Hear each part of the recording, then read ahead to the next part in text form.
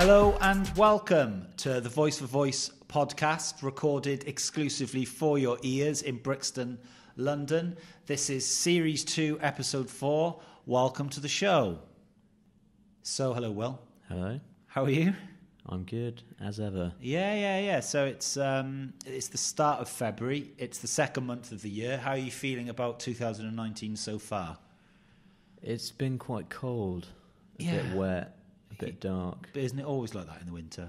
It is, yeah. It'd be nice, I think, in February just to go somewhere for the month, I think. Just go somewhere really hot. That's what, rich people do, isn't it? They just go to Take Barbados. off for the month. Colombia. I know. Well, I wouldn't mind going to, Colombia. That would be nice. But anyway, Brixton is the second best thing to Colombia. We're here. We're going to be talking about all things voice. The voice industry is taking the world by storm. This year is much more exciting than this time last year, and we've had quite a busy week. We went to the Dev Meetup in Amazon on Tuesday, and it was a full affair, full of devs. What's the collective word for devs? Devs. Yeah, okay, fine. So there was loads of devs. So what are we going to be chatting about today then, Will? We are going to be talking a bit about the Dev Meetup. So fantastic talks from the Eurostar Amazing innovation team and What Three Words founder. Really impressive. Yeah. Are the Eurostar team the nicest innovation team in the world, possibly? Well, I think we've only met one other innovation team, which is the British Heart Foundation. Yeah, and they were nice as well. So innovation teams are officially the nicest areas within big organisations. Our skill of the week is from a collaboration between Audible and the publisher Choseko. Yeah, this is awesome. This is really cool. It's an interactive storytelling skill called Choose Your Own Adventure, which is based off the very popular book series from the 1970s, where you could choose which path you're going down. Where this is different from other interactive stories is that instead of Alexa's voice, you have actors reading it out, so it sounds fantastic. And I think the potential around this format is huge. Yeah, it's like the Netflix for voice devices, definitely. What else? A really interesting article in The Guardian published earlier this week, which you shared on LinkedIn. Yeah, it was to do with it was basically a case study of someone who uses voice. To make his life a lot easier, but we'll go into more detail. Yeah, and the potential of voice in government in general too. I think so. There's a huge opportunity to roll out voice for good to help people. I think that, and it makes sense, doesn't it? Really, because it's a way of, it cuts back on the necessity of a person having to go to help someone. Actually, voice can provide that, that 24/7, can't it? That kind of support. Cool. And then we're going to do a head-to-head, and we're going to a bit more of a faster-paced head-to-head this week. We're going to be testing Google Home and the one that starts with A, but a bit faster pace. So come on, much faster. And we're also going to be looking at flash briefings and their potential to take over the morning radio market, which is absolutely massive. Yeah, definitely. There's a Huffington Post one, which is pretty cool. All right, should we get on with this then? Yeah. So what's our skill of the week then, Will? It is Choose Your Own Adventure by Audible and Choseko. So if you were to go on an adventure, where would you go? The Antarctic. Funny, my wife, that's what she's. I can't imagine anything worse. I wouldn't do a proper adventure though. I'd get like a 2-week cruise. Yeah, I just can't, because wouldn't it be really cold? Yeah, but you've got your coat and scarf. I'd quite fancy doing some sort of mad exercise adventure, like running through the jungle or something. Run across America. Yeah, must be quite. Canoe down the Amazon. Yeah, canoe down the Amazon. That would be good. You'd probably die though. Would I? Yeah. Why? You don't have the survival instincts. I think Don't know how to handle yourself in the wild. Well, I think you'll find that I do. That was 10 you years live ago. your pampered life in Dulwich. If that was 10 years ago, that your button pushing there would have really provoked a reaction. But the desensitised Geraint doesn't care, so you can just say whatever you want. That's good. You've been broken by society. Years of abuse. Yeah, exactly. Hang on a minute. It's supposed to be me taking the piss out of you. Yeah. Anyway, really cool skill. Should we give it a go? Yeah, cool. So, Alexa, open Choose Your Own Adventure.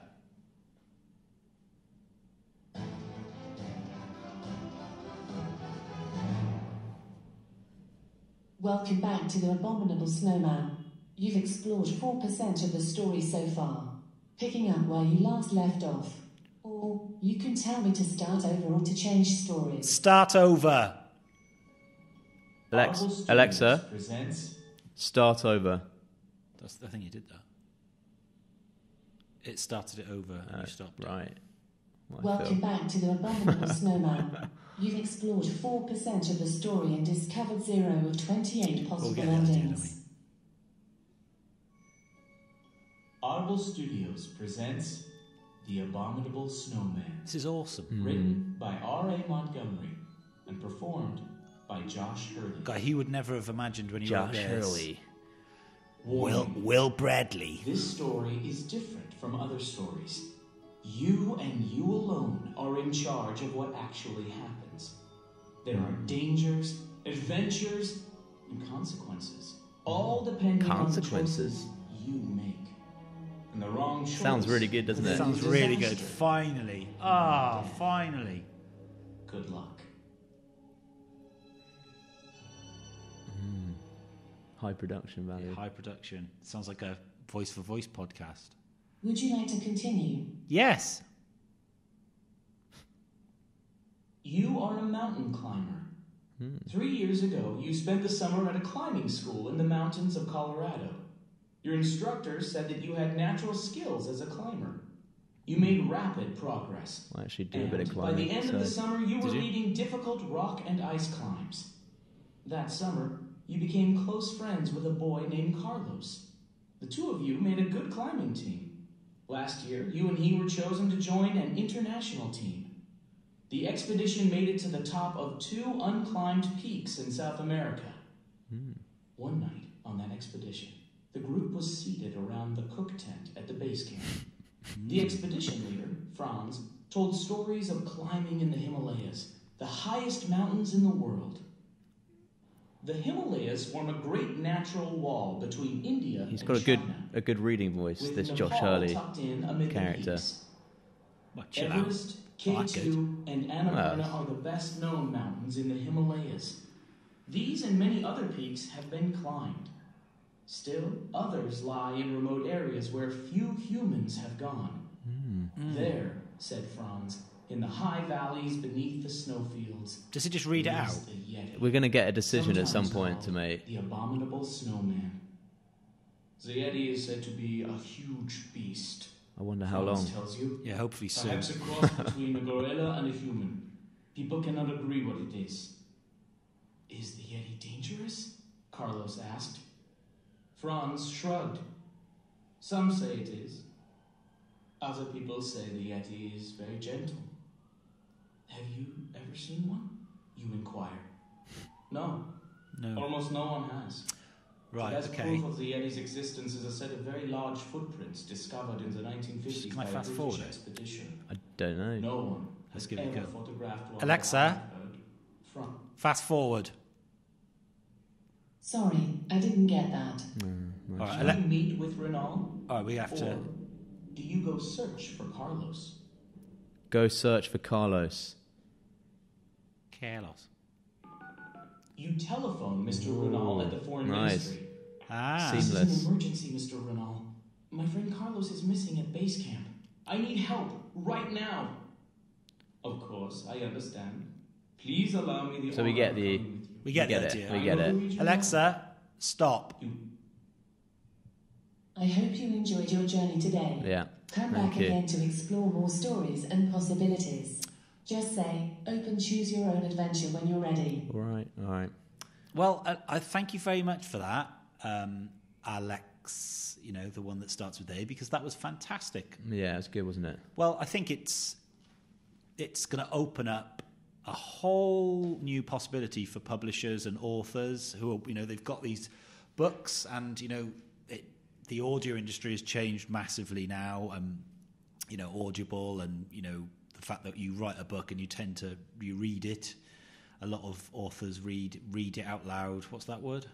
Audiobook. Yeah, no, but sometimes you get a voice actor to do it, but a lot of the time, actually, the person who's written it actually reads it out. Right. But I think this is just a new way of getting books, heard in different formats. It's amazing. Yeah, I think the interactive story thing has been proven to be very popular. We've seen.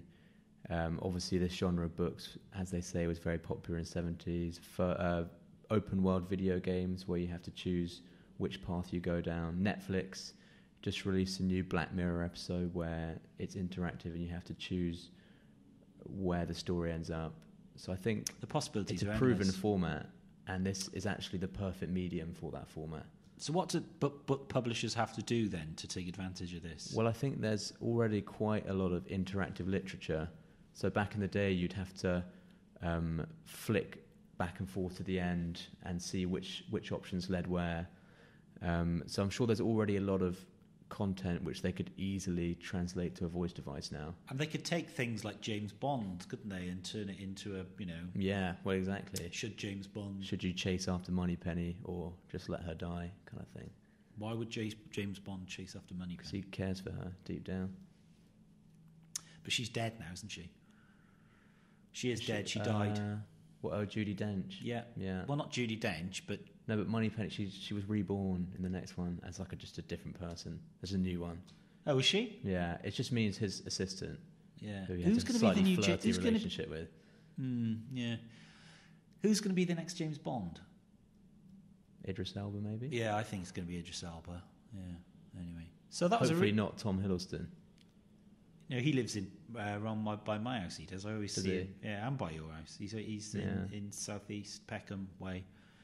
He's good around lad. There. Yeah, good lad. I see him in the pub all the time. Right, so that was really good. So, and it's the publishers are Chuseko. Do I say that? Chuseko, I think. Yeah, Chuseko. So Audible and Chuseko. So the publishers need to do a deal with Audible. Yeah. So that's completely free for anyone to use, as is the Audible skill, but there's obviously huge potential for monetization there. There is huge potential. So we've had quite a good run with the old skills recently. They seem to be... Quality improving, do you think? Yeah, I think so, definitely. Well, we'll chat about the Dev Meetup in a bit, but, that there was a lot of people there, and Amazon looked very happy because there was a lot of people there, and there was some very good talkers there with very good skills, and there was lots of brands there. So maybe the tide is turning. I think it has turned. Yeah. Okay. Well, that's good news. So what are we chatting about next, Will? So we talked a bit about the speakers, the Dev Meetup, which was on Tuesday. We don't want to go too much into detail on this because we talked about it last week, but I think we need to give a special mention to the Eurostar innovation team and the founder of What Three Words, because they were both fantastic. It was amazing. Just to give you a bit of context, so the guys at Eurostar, there was 3 of them, and they created this skill as a team, and they explained to the audience the journey that they went through from kind of conceptualizing it, getting buying from Eurostar, and the research that happened to enable them to basically deliver it. What was interesting was they were initially quite skeptical about Voice's potential in something like a booking system, because booking is very visual. People like to do it on desktop because you get to process lots of information. So it was fascinating to hear how they progressed through that and eventually became big advocates of Voice. Yeah, and we tested it, and it's a fantastic skill. And I guess seeing them, describe how they built it. Yeah. In such passion, really, I can see why it was so good. There was there was no stone unturned there. No. They really planned it well, and I think they're going to build on it, and it could be really cool if you could actually buy stuff through it, which I is think, obviously the end goal. Because the Eurostar customers, you travel to France once a week, you're just going to use your Alexa to book it. And it's interesting, the £29... everyone just wanted to know about the £29 fees, the legendary £29 Does that actually exist? She didn't actually say. They didn't actually say. They must do. Well, they would have to.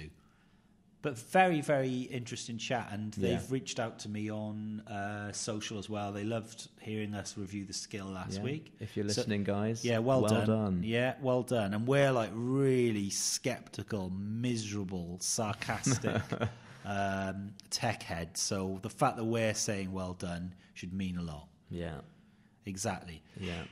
So, what else are we chatting about? So, The Guardian released a very interesting article. We talked a lot about Alexa and its potential to help disabled people and relieve some of the pressure on full-time carers. And they referenced a guy called Scott Walker who has cerebral palsy, and he says he now feels in control of his life. I really love this article. It's really nice to see that these voice assistants have actually, improved his life, basically. Because from what I read, he was, the guy, he's got cerebral palsy, day to day it's difficult, he needs to remember to take his medication, he's falling over all the time. And as a result of actually using Alexa, he said he hasn't fallen over. And because he can turn the lights off and on via voice. He can get reminders about his medication, and this means that a lot of care is just very quick visits to check up on stuff like, have you taken your medication? Yeah. So Alexa eliminates the need for that, which means that carers can spend their time doing more meaningful, important stuff. And he was saying that his dad is less worried about him, and it was a really, really positive. Really, really good. So I think from a council point of view, this is something that they really need to invest in. And I think it's something that they will invest in, to be fair. And they expanded it. They said not only in the disabilities care sector, but also chatbots are now widely used in the police for reporting crimes. TfL are handling a lot of queries via chatbots. That was a good stat. They handled 30,000 queries in 3 months of 2018, TfL. And probably, if it was the police, most of that would be in Brixton, but... No sirens today, actually. Have you noticed? Eerie. God, what's going on? Maybe like the police have been taken over. Yeah, they're all locked in the police station because there is normally a hell of a lot of sirens in Brixton, and there presumably was more in the past. Anyway, so the government Alexa, Google Home. I think it has a big potential to decrease workload and just make things more efficient. Yeah, like the taking up the rubbish, councils using it as a tool to... Yeah. When are my green recycling bags supposed to be going out? Exactly. When's my food? Didn't I have a conversation with someone about this recently at council? I think I did. Anywho. Voice-enabled content, i.e. flash briefings versus morning radio. I was surprised, actually, how much content is available on Google. Yeah. Pretty much every publisher is on there. So I don't think they have a name for the equivalent of a flash briefing. No. What you do is you go into the Google Home app, you navigate your way to the news section, and then you essentially click what you want, and then you drag and drop it in the order. And there was something about Huffington Post, wasn't there? So that Huffington Post, what it's called. So that's why we're talking about it. Yeah, we can listen to it now. We haven't actually tested it yet, but let's have a listen. Don't tell the listeners that. Well, no, we wanted to save the genuine reaction for the podcast. We don't want a scripted reaction. What do I have to say? I think it's, hey Google, play me the news. Here's the latest news. From Don't Sleep on It by HuffPost at 8 a.m. today.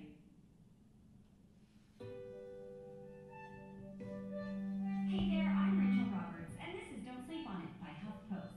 Today, we're talking about House Speaker Nancy Pelosi explaining why she clapped like that at President Donald Trump, and why taking a picture of the Eiffel Tower could end up being a criminal offense. But first, Democratic New Mexico Governor Michelle Lujan Grisham, rejecting President Donald Trump's claims of an immigration crisis, said she would withdraw most National Guard troops deployed at her state's southern border.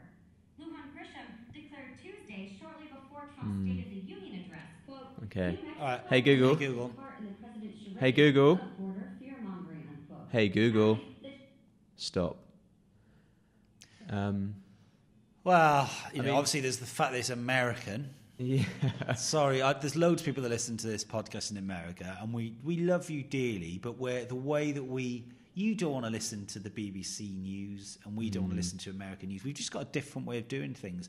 I'm not saying that we're better. I'm not saying that you're better. I'm just saying that we've got a different way of doing things. But consider the potential for news organisations to use this new tool as a way of delivering news. Do you think this is something which people are going to start? Yes. It's going to become mainstream. Yeah, well, I do it. Do you do it? I do it, yes. Yeah. But now, actually, I would say in the morning I listen to. I think the potential is for this to become a morning routine. Yeah. And to do that, though, it has to compete with the morning radio market, which is absolutely massive. So in the UK, half of adults listen to the radio in the morning. Which is what we use voice devices for anyway. So when, Alexa, play 6 music, how many times do I say that? Well, exactly. But do you think that flash briefings, or whatever you want to call the Google version, have the potential to break into this market? Yeah, totally. It's just bite-sized content, isn't it? Daily. We did a flash briefing, didn't we, for a while? We did, yeah. Yeah. And I thought, you can definitely see it, can't you, Just creeping into people's daily routines by the news. It's just obvious, isn't it? So who reads it then? Because that's sonically, if you don't like the person reading it, then it's going to put you off, isn't it, Well, with the latest text-to-speech update, which Amazon did, the newsreader voice, you weren't very impressed by it, but the voice is actually more similar to a human now than before. So I think theoretically you wouldn't even have to get someone to read it out. You could actually get Amazon to just take it off an article. So you just write, 500 words, plug it into your Skill or Google app, and then it just reads it out as part of your flash briefing. Yeah. Interesting. See where so we'll be keeping an eye on it, yeah. Keeping a close eye, watchful eye. I think that could be something which big news organisations start to take a bit more seriously. And I think that HuffPost flash briefing shows. What does it show? News organisations are taking it more seriously. Ah, right, okay. Obviously. Okay, so what are we going to do next, Will? You've devised a mad 3-way head-to-head. Well, it's a 2-way head-to-head because, unfortunately, I'm using Siri to record. I've got Siri. You've got Siri? Let's get Siri going then. Come on. Let's do it.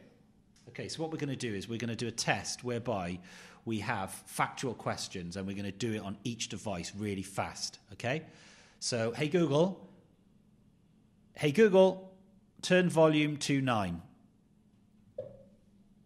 Right, so let's do Google, Alexa, Siri. Make sure that it's close to the old microphone. So on your marks, get set, go. Hey Google, what's the temperature outside? In London, it's currently 11 degrees. Alexa, what's the temperature outside? At the moment, it's 10 degrees. Tonight, you can expect a low of 5 degrees. Hey Siri, what's the temperature outside? It's currently 11 degrees. Okay, fine. So even Stevens. Hey Google, what's 10 times 8? 10 times 8 is 80. Alexa, what's 10 times 8? 10 multiplied by 8 equals 80. Hey Siri, what's 10 times 8? It's 80. Fine. Okay, hey Google, what country is Paris in? Paris is in France. Alexa, what country is Paris in? The UN recognised country that Paris is in is France. Okay, smart ass. Hey Siri, what country is France in? Oh, hold on. Hey Siri, what country is France in? These are pretty easy questions, Yeah, I'm not going to I know. lie. Oh, that's confused it. I found this on the web for what country is France in is a pretty easy question. Yeah. Okay. That's all right. We're just Okay, let's give it something a bit more. Okay. Hey Google, when does Sainsbury's in Brixton close? Sainsbury's local at 425 Brixton Road closes at midnight. Alexa, when does Sainsbury's in Brixton close? The Sainsbury's on Brixton Road in London is open from now until 11 p.m. Hey Siri, when does Brixton in London close? When does Sainsbury's in... I'll try again, sorry. Hey Siri, when does Sainsbury's in Brixton close? I found 12 places named Sainsbury's. All right, okay, so... Interesting. Okay. Hey Google, what's Apple's stock price? As of 7:30 a.m. Eastern Standard Time today, Apple is trading at $168.87 per share on Nasdaq pre-market, down 1.21% from yesterday. Alexa, what's Apple's stock price? When the market closed on Thursday, Apple traded at $170.94, down 1.89% since previous close. Hey Siri, what's Apple's stock price? Apple was down 1.89% yesterday at $170.94. Not bad. Okay, so Not that bad. was our little test. So, factual information. I mean, Siri was the weakest, definitely. Yeah. And I would say Alexa was the smart ass, and Google was the kind of factual, Very to the point. Yeah. So I think it's a draw, really, between... I'm going to say Google edged it. Oh, for really? me. Yeah. Okay. So literally in Google's headquarters now in California, wherever it is. Come on. Yeah, like they've all got the day off now. So it's like 11 o'clock and they've just said, just have the day off. So they're going to go get some frappuccinos, boys. Yeah, I wonder what the Googlers would do on their day off. I don't know. I saw something, I put it on my LinkedIn actually, about how the revenue of Google, it's like in the last 4 years, it's doubled in 4 years. It's crazy. What's happening then? Is that just ad spend? Do you know there are 10% more Google searches every year? It's just growing and growing. You think that you assume it's reached its peak, but it keeps growing. Yeah, search is just unbelievable, isn't it? It's still such a powerful tool, and obviously this is an adaptation of traditional voice search. Obviously something which is going to be massive, and is something that we're definitely keeping a close eye on. Yeah, and so that brings to the close another episode of the Voice for Voice podcast. We're actually plotting another podcast, which is more to do with our agency move and the kind of forward-thinking techniques that we use for our clients. So we're toying with the idea of doing a daily podcast, like bite-sized, just in your face 7 minutes every day. So that's in the planning at the moment. And it's all very good. But thank you very much for listening. We love you all. We'll see you same time next week. And don't forget to give us a review. Have a good week.